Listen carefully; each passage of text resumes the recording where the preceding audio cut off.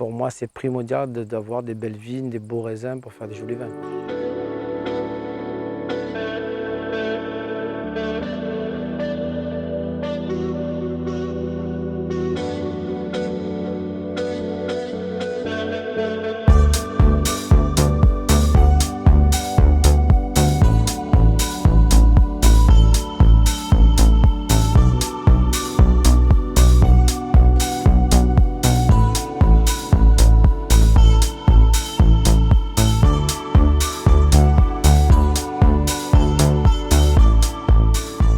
L'histoire du Clos Saint-Vincent, c'est un domaine qu'on a racheté avec mon beau-père. Il y avait 2 hectares en 1993. Moi, je n'étais pas du tout vigneron. Mon vrai métier, j'étais carrossier peintre. J'avais un garage. Et en 1990, j'avais vendu mon garage. En 1990, mon beau-père, lui, était un ancien boucher. On avait ouvert une brasserie dans un centre commercial. Et un beau jour, en 1993, il arrive avant le service. Mon beau-père rêvait, Roland rêvait toujours d'avoir quelques pieds de vigne. Et il tombe sur une annonce, 2 hectares à Belley. Donc le matin, il va voir ces 2 hectares. Il arrive au service, il m'en parle. Et à 14 h, j'avais dit OK, que je marchais avec lui, quoi. Même si j'avais une peur monstre. J'avais 28 ans. J'avais pas fait de vin, j'avais jamais fait de vin, j'avais jamais taillé un pied de vigne. C'était lointain avec la brasserie, bon, on goûtait un petit peu des vins, mais pas comme aujourd'hui.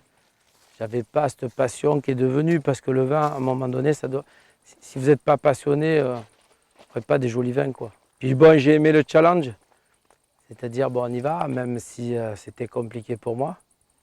Après, bien sûr, on a fait des formations, il y a beaucoup de vignerons qui m'ont aidé.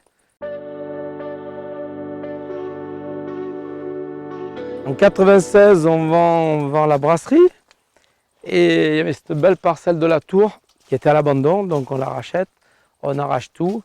Et là, j'ai décidé vraiment que j'en ferais mon métier, quoi. Voilà. Et là, j'ai pris mon bâton de pèlerin, on allait voir, discuter avec des vignerons. Parce qu'il y a des vignerons qui partagent, qui vont vous expliquer. Et j'ai pris partout ce que je pouvais faire chez moi. Où nous nous trouvons, c'était toute une pinède, mais dans l'appellation, en 2005. On a tout déboisé, on a fait des terrasses, on a replanté. Et en 2014, on a pu racheter au Château Crémat 3 hectares.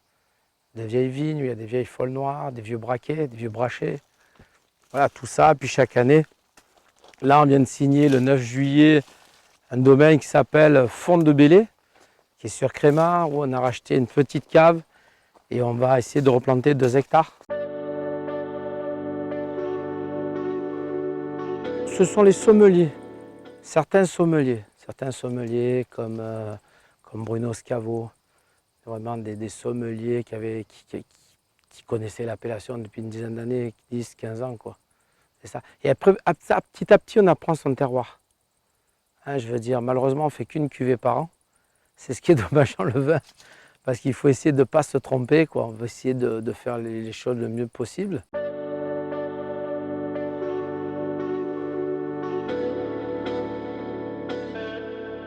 Quand on fait un premier vin, on essaye de faire du mieux. On commence 1993, une année compliquée, une année pluvieuse. Donc voilà, la cave pas terminée. Première vendange le samedi, beaucoup de monde. Le dimanche, il pleuvait un petit peu, plus personne. C'est tous des petits paramètres qui font que ça devient compliqué, quoi. Ça a été au début, je faisais des vins sans soufre les 2 premières années. Mon onologue me faisait mettre des grammes par hecto. Et moi, bien sûr, j'étais allé acheter, je ne convertissais pas ces grammes en liquide. Je pesais 2 grammes par hecto. Vous voyez, j'ai fait des vins sans soufre. Ouais, ils sont pas mal, ils sont un petit peu oxydés, les blancs. Ils sont un petit peu oxydés, bien sûr. Bien sûr, puis bon, on n'avait pas cette maîtrise de vinifier comme on vinifie aujourd'hui. Aujourd'hui, on travaille en biodynamie. On n'est pas des buveurs de soufre, on en met un petit peu qui puissent voyager. On ne fait pas des vins nature, même si on fait des raisins nature. Des raisins le plus près de la nature, le plus propre possible. Mais aujourd'hui, on ne maîtrise pas pour faire des vins nature. Le passage en bio, c'est opéré en 1995. Là, quand j'ai commencé à rencontrer des vignerons, je crois que c'était sur Châteauneuf-du-Pape, et la personne travaillait en bio. Et moi j'avais sorti ma liste que m'avait fait ma coopérative de l'école. où à l'époque, il m'avait mis le désherbant, il m'avait tout mis. J'avais acheté la panoplie, ce qu'il fallait faire, quoi, parce que je ne savais pas faire. Voilà, les 2 premières années, on a travaillé. Je faisais ce qu'on me disait de faire. Et en 1995, j'ai commencé à comprendre qu'on pouvait travailler en bio, suite à des échanges avec des vignerons. C'est comme ça que j'ai appris mon métier, on va dire, sur le tas, faisant quelques stages aussi, des cours de dégustation. Michel Balland, je ne peux pas le nommer, un grand professeur d'onologie à lycée hôtelier de Nice, qui avait les mentions sommellerie.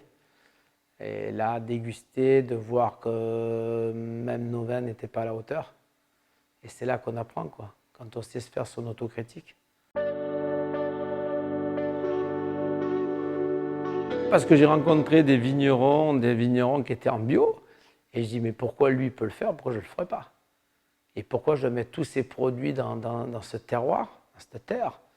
Et si on m'explique que ça ne sert à rien, que je peux travailler plus proprement, déjà pour ma propre santé, et après pour la santé de tout le monde, quoi. Pour l'environnement, surtout pour l'environnement. Cette terre ne nous appartient pas, on est de passage, on va la passer. Même si elle est à nous, on l'a achetée, mais c'est juste un passage, on va la passer cette terre. Et si on peut la laisser la plus vivante possible et la plus propre possible, c'est l'idéal. Ben, déjà, les rendements ont chuté, parce qu'on a fait un petit peu des bêtises, parce qu'on ne savait pas, on était un petit peu mal entouré. Aujourd'hui, je veux dire, un vigneron qui va passer en bio, des chambres d'agriculture, des techniciens, je veux dire, ouais, c'est pas vrai qu'il y a une grosse chute de rendement, quoi. Bon, moi, c'était des difficultés. C'était pas mon premier revenu à l'époque parce que j'avais que 2 hectares. Ça a été, quoi. Ça a été. Ben, vous savez, en 95, arrivé, 2 ans de vinif, 3e année de vinif sur une appellation. Vous êtes un peu pas l'extraterrestre, mais bon, on vous regarde un peu bizarre, quoi. Et après, les années compliquées où ils ont un petit peu de problèmes, vous n'en avez pas.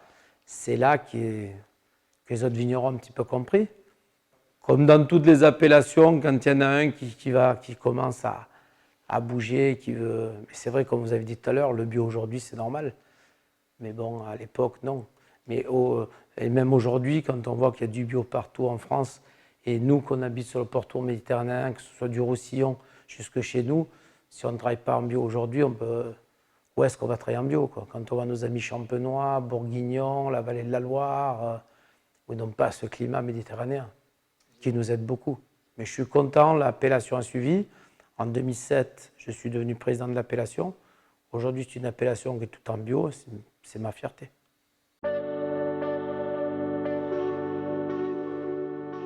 Oui, on est certifié par Biodivin. C'est le seul syndicat où la biodynamie est contrôlée, hein, aussi bien pour les préparations qu'on va passer dans nos vignes et les vinifications. Puis avec Biodivin, on échange beaucoup avec des vignerons, quoi. Sur pareil, il y a des choses qu'on peut faire chez nous, des choses qu'on ne peut pas faire. Mais on essaye de travailler là avec beaucoup de tisanes, de prêles, toutes ces tisanes qu'on utilise dans la biodynamie et ces préparations biodynamiques. Et surtout, on va essayer de suivre le calendrier lunaire. Vous voyez, dans la cave, ça va être à 200%. Après, on ne s'interdit pas, même un nœud lunaire, si on a une pression de mildiou, d'aller faire un traitement. Après, on doit faire du raisin, on doit faire un joli raisin, quoi. On a trouvé des vins plus terriens. Le terroir ressort un petit peu plus aujourd'hui. Hein, on a des vignes un peu plus costauds, on va dire. 97, nos 2 hectares. Donc 2 hectares, c'est tout petit, c'est grand et petit. Et avant 97, je ramassais tous mes raisins rouges, c'est-à-dire mes grenaches, mes brachets, mes folles noires. Je saignais, je faisais un rosé. 97, c'était comme 2007, une année magnifique. Donc le braquet était mûr, petite cuve de 10 hectos, on a fait nos braquets. Nos grenaches étaient mûres, on a fait nos grenaches. Nos folles noires étaient prêtes, presque vers le 20 octobre, on a fait nos folles noires. Et c'est là que j'ai compris qu'il ne fallait pas que je mélange tout pour faire du rosé. Il fallait que je ramasse cépage par cépage. Voilà. Mes blancs, ils étaient prêts, je les ai ramassés. Le déclic, voilà, il m'a fallu ces 4 années pour bien comprendre mon terroir et comprendre mes cépages.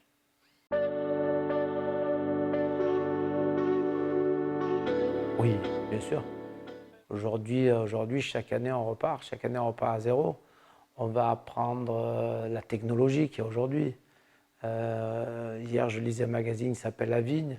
On ne parle plus des grappoirs et fouloirs, il y a d'autres machines pour abîmer un petit peu moins les raisins. Vous voyez, il y a toujours des nouvelles choses.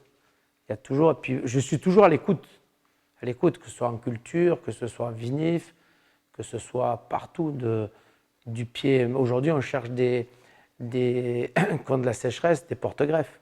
Je sais que les Italiens ils y travaillent. Mais tout m'intéresse et il faut s'intéresser à tout. Et surtout, c'est un métier où on repart chaque année, on repart à zéro.